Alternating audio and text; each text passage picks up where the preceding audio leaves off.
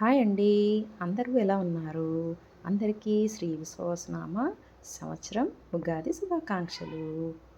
ఈరోజు మన చాము తన చిన్ని చిన్ని చేతులతో ఎలా ఉగాది పచ్చడి చేస్తుందో చూసేద్దాం రండి.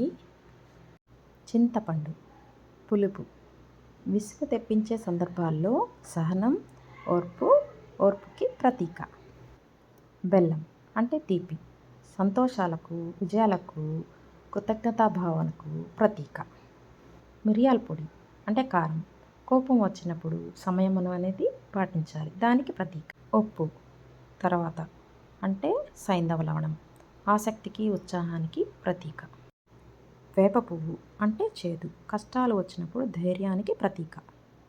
తర్వాత మామిడి ముక్కలు అంటే వగరు, సవాళ్ళను ఎదుర్కోగల సత్తాకి ప్రతీక. అయిపోయింది ఉగాది పచ్చడి అనేది. చాలా బాగా చేసింది కదా చాము. దండం పెట్టుకుంటుందండి, అందరికీ విషెస్ కూడా చెప్తుంది, ఎలా చేశానని చూపిస్తుంది చూడండి. ఇంకా దేవుడికి నివేదన చేద్దాము. మరిన్ని వీడియోలతో మీ ముందరికి వస్తాము. Thank you.